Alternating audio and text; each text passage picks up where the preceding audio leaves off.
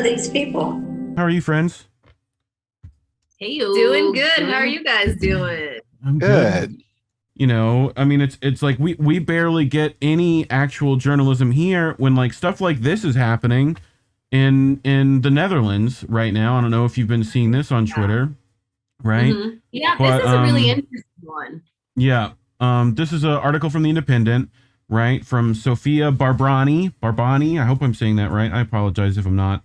But they write, armed with colorful tractors and trucks, Dutch farmers on Monday continue their battle against the government's proposal to slash emissions of pollutants such as nitrogen oxide and ammonia by 50%. Farmers across the Netherlands argue that the move targets them unfairly and shows little regard for their future and the future of the country's lucrative agricultural sector. The plan, they say, will result in the reduction of livestock and the buying up of some farms whose livestock produce large amounts of ammonia. Provincial governments have been given a year to formulate plans to achieve the goal, which must then be implemented by 2030. One video posted on social media reportedly showing farmers using manure to barricade the Dutch-German border, while others deposited the substance in front of government buildings. Videos shared online last week also showed angry farmers targeting police vehicles with wooden sledgehammers. Posts were also reportedly being blockaded by fishermen, while staff at Schiphol Airport urged travelers to use public transport to get to its terminals amid fears that the blockade would target airports. Traffic authorities warned motorists to prepare for delays and possible slow-moving tractors on the nation's highways, but said that there were few problems early on Monday for commuters, possibly because many people opted to work from home rather than get stuck in traffic. As tractors gathered outside the Parliament building last month, Prime Minister Mark Rutte said farmers had the right to protest but not to break the law. Freedom of speech and the right to demonstrate are a vital part of our democratic society, and I'll always defend them, Mr. Root said. But it is not acceptable to create dangerous situations. It is not acceptable to intimidate officials. We will never accept that. No. That sounds They would familiar. never. Was it a dangerous situation? No, dangerous. So here are a few of the videos that they talked about. Here's the tractors. Pretty badass. Like whole big long line of them.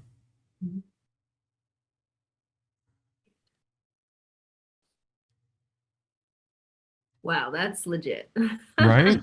Like that's just one thing. That's also just like a Tuesday where we live though, but right. Like yeah, they're all blocking up the traffic and stuff and just parking these things. And like, you know, gathering in large numbers like you should be doing. So this is look how big. Look how many people are here. Yeah, that's incredible. Wow. Like, yeah, amazing. How are we not doing this? How are we not doing this? Because again, and I think we mentioned this maybe a week or so ago, in Europe, you know, they have a lot of these socialized services where they're able to do this. You know, like they have healthcare. Exactly. You know, yeah, like so, you know, like I grew up in London, you know, like, you know, having a strike on the tube, you know, the subway in London is like a common occurrence. Yes. You know, so the idea of like striking and all of that, as you guys were saying, it's like a Tuesday. Of course, not to this degree in the Netherlands. I haven't seen anything like that there. But I think the idea of striking is very much a part of the culture in Europe. So and look, can do that given look what these kind of numbers that they have. What these kind of numbers of wanting change actually get you. They're already sending armored vehicles over there, right? You know, by like just in a line of them. I think I've got, if it goes to the next slide some point. So this is the road that they're blocking, right? So it literally goes like all the way around like the Netherlands, right? And like connects to Germany essentially. So they're like locking down the whole country essentially. Wow. This one is so tough for me because it's about climate emissions, right? It's about emissions. So in that sense, I definitely want to do many things to help the climate emissions, but this situation, you can't, it's just like with coal or something. You cannot take people's livelihoods away Mhm. and not give them something else in the to meantime, make up for pay them it, for right? what they've been doing. Right. Like it's so ridiculous that these bigger, will subsidize all of these huger companies. But I mean, if something like this happens, I mean, we've had farms down the road go out of business here. And they don't help any of them. And I feel like we're coming up against this thing where we are going to have to actually deal with climate change, but the people who are actually paying for it shouldn't be the farmers. I mean, we could stop having so much war. We could make some companies have less production. That's a big part of this. That's a big part of this story, from what I hear as well, is the war efforts and the amount that partly the reason why this is happening is also because of gas shortages over there. Right. So. But not even that, like, to greenify your practices costs money. Yeah. Right. So the idea of like, you expect farmers just to kind of stop what they're doing and purchase a lot of the things that they need to do in order to lessen emissions. The government doesn't sound like they're willing to do that. So it's like, if they have to pay for it out of their own pocket, and right now, like, there's a food crunch, gas crunch, money crunch right now. Like, how's that going to happen for these people? Right. So they blocked dozens of high roads and distribution centers. Lots of supermarkets are already out of milk and eggs, right? We're the second largest agricultural exporter in the world after America. So they're the second. So if they're going to shut down the agriculture here, that's a big deal. Here's I mean, they've just like blocked off this whole main line pretty much. I love how well organized they are. Like, it just the other one. Like, this shit doesn't happen out of thin air, you know what I'm saying? No. Yeah. This is why we have to start having networks. It's also so interesting to me because I just think we're not even I love that. We're not even thinking about like how do we decrease those emissions? Like, okay, well, if cows are, letting off too much methane, then we do have to start eating crickets, and that's fine. But they need to start, like, it's like the whole world just seems like they're just like waiting for the last, holding on to everything with the last possible moment. It's like, why not teach these farmers to do something else at the same time, educate all of us that we have to be doing something else. It's kind of just like, I mean, the world is going to come to a complete halt one day rather than like a slow. Right. They're like, let's run this with those wheels or not. Like, none of the more efficient farming practices, none of that. Like, don't worry about it. The farms will be fine. It's just like, I mean, this stuff. This reminds me a lot of like with the small businesses with COVID and everything too. I mean, we were in California when the lockdowns first happened, and we saw, just tons and tons of businesses shut down. And I'm always a person, I like to try to see everybody's perspective. And, I mean, I think it was pretty simple to see that, as a small business owner, it was very frustrating that bigger corporations like Amazon or something could remain open with tons of people inside, but then smaller businesses had to shut down, didn't get subsidies, didn't get, the loans and all of that. And it just feels like, of course this frustrates. I mean, this is so deserved, and they should be helping these people. And it's just always the wrong people who are getting the hate. Yeah. I mean, you saw them lighting like hay bales along the, just to block stuff off. Like, they're so organized. Like, wow, this is like really. They got a theme going. They got it's like a whole themed party. It's a very themed party. I love the manure. How are they even spraying manure? I don't even know how that works. Wow. I mean, it just. But like, look at the like supermarkets. Wow. Yeah. Like empty. Yeah. I mean, this is the same with us. If our truckers stopped working too, Right. Yeah. But I wish we could do this. Yeah, I do too. I mean, the issue is like they at least are able to do this on a particular issue that they can directly say is affecting them. Right. Where it's like it feels sometimes like our actions end up being so wide because we have to deal with so much. That like it's difficult. Well, I think in part because the things that we need, we don't have. So it's like, we can't even address like like on the level of Europe, the things that they're doing, because we don't have healthcare, we don't have a lot of these universal programs that wouldn't allow us to do stuff like this and kind of say, okay, we have this, but now we need to kind of focus on the next thing. It's just like a lot of basic needs in this country are not being met. So we can't even talk about this yet because it's like, like we're still dying from COVID. Right. So yeah. So undercover police tried to infiltrate the Dutch farmers' protest, but they caught them. Like, I love how they're so scared. Like they're like, oh God, let me in the van, please. They're backing in slowly. Like, oh God, please, the van. I gotta get in the van. Have their batons. Because they're only armed with batons, not like that's true. Riot gear, right? Yeah. Or I mean, you say that we'll get to one in a second, but they definitely have got firearms somewhere. But like the individual one might not, like,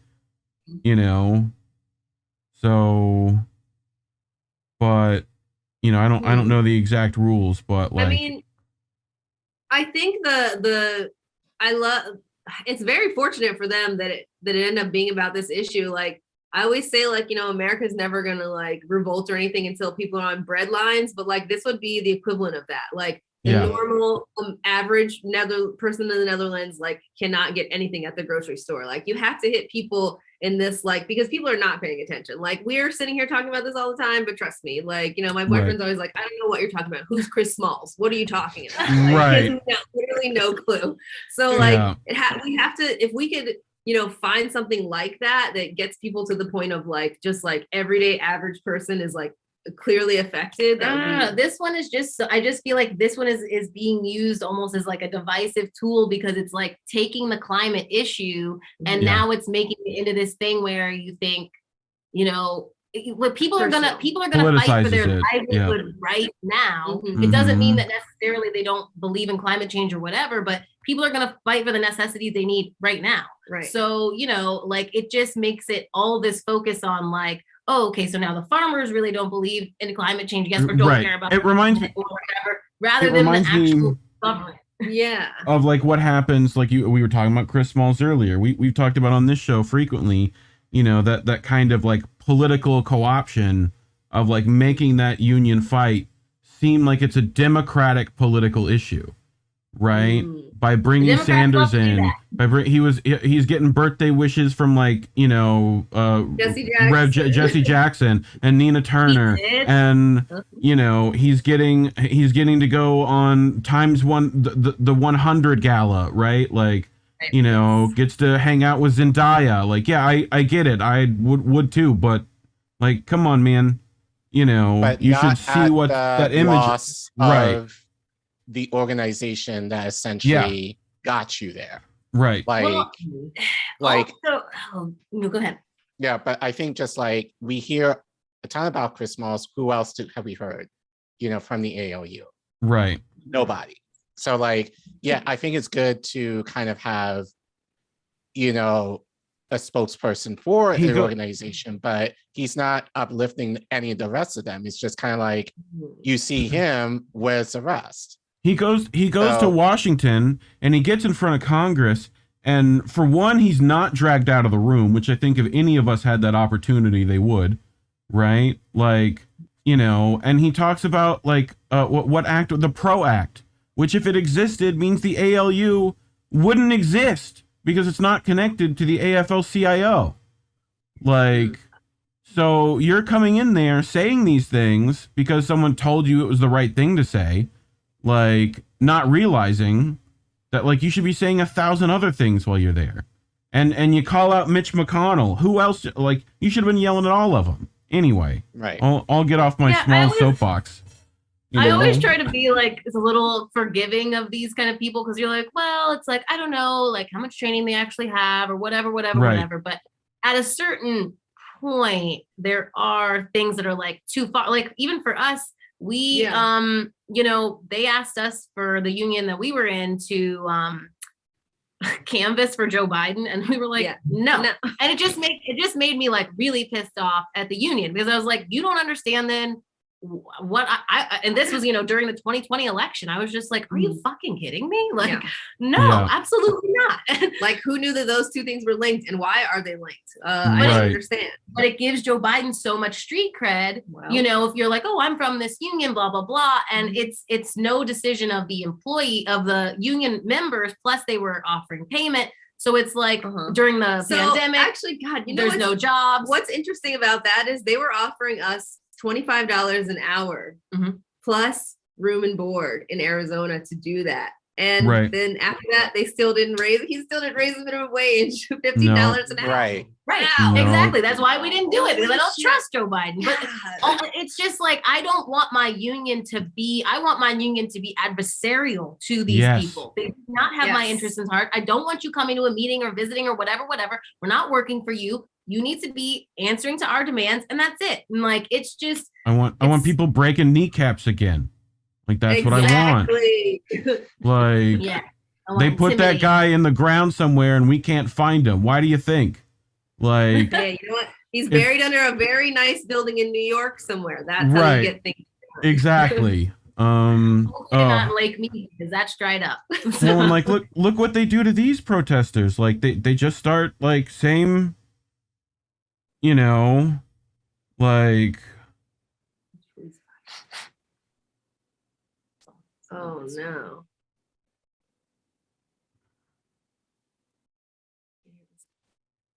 Also, this one I didn't see what happened. Like, dude, shooting. They were shooting at him. They were like shooting at him. Like, you can hear.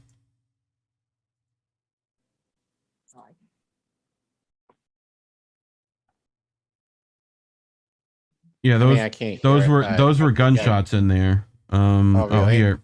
How about Jesus. Why do I not press the buttons good? Me either. Same thing. Kijk, deze gaat voorspelen.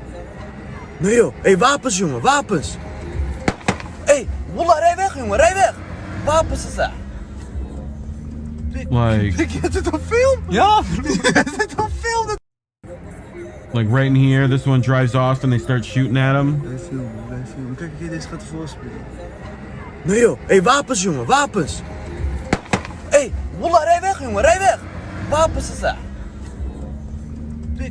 Hopefully the people at home hear that at least. But yeah, like, this is standard stuff for them.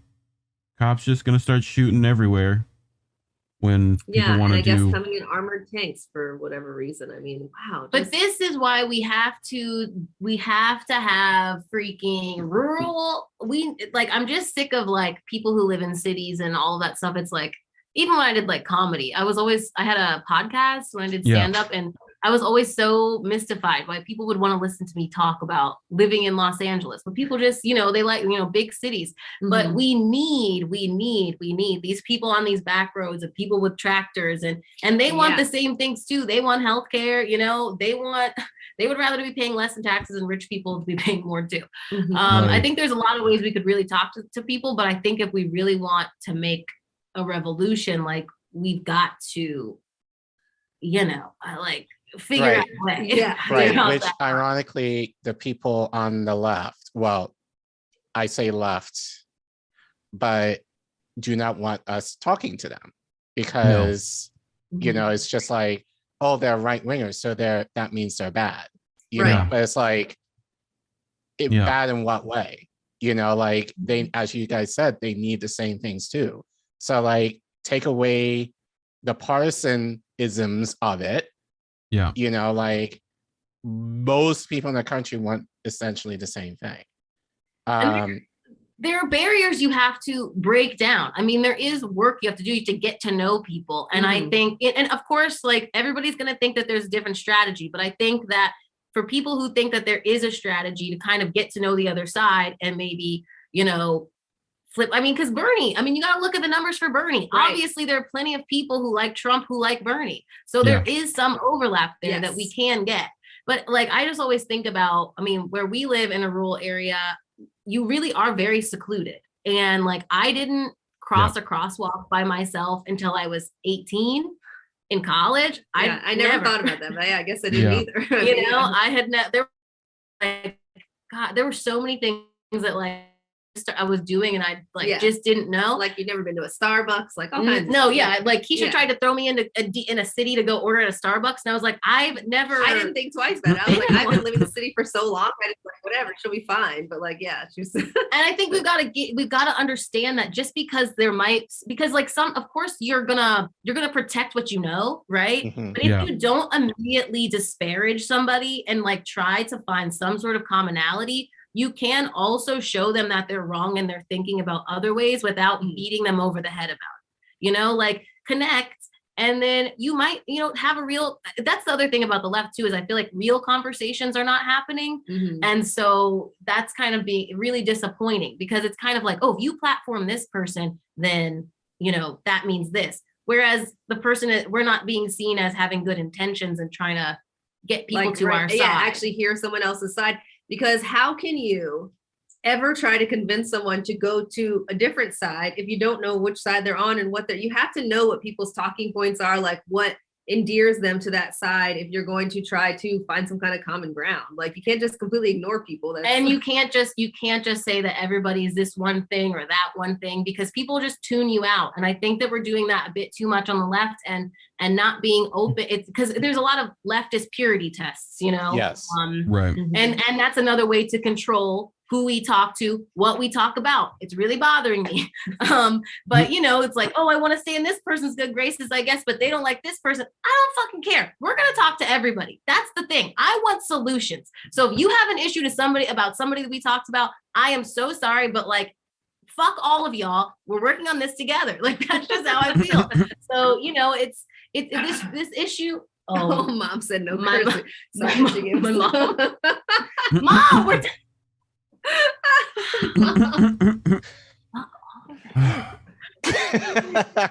So, but I just feel like it's just bigger than us and our own egos and all of this stuff. Like we have to be really looking for solutions. And sometimes that means even putting aside your own discomfort or whatever, if it's going to be for the greater good. And I'm not saying everybody has to be in that position. Of course, certain people, everybody's got different life experiences. But if you see somebody, like we are from a rural area, we can talk to conservative people. It doesn't bother us. But then just don't call us names about it. It's like, we're just not intimidated by it. Right. We're used.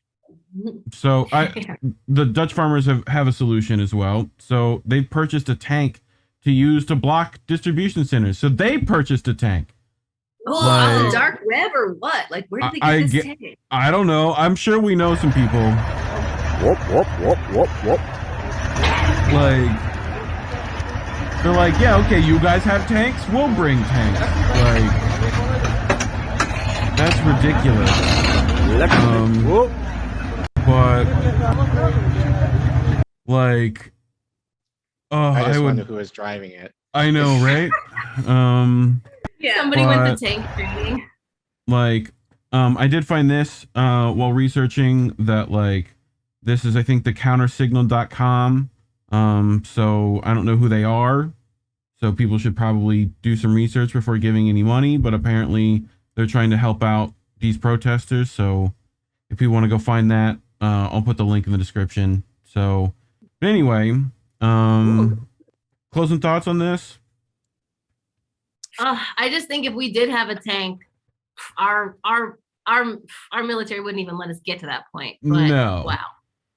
Yeah. That's pretty bad. I think we could find a rich leftist who has a commemorative tank somewhere that we could use. Right. Why hasn't this rich leftist come forward then? I don't know. He's waiting. I don't think there are any of that. Like, because I don't think rich people have the same issues we do. They just don't care. They don't want us to have health insurance. I mean, healthcare. They want us to have health insurance. As Nina Turner would say, we gonna be all right.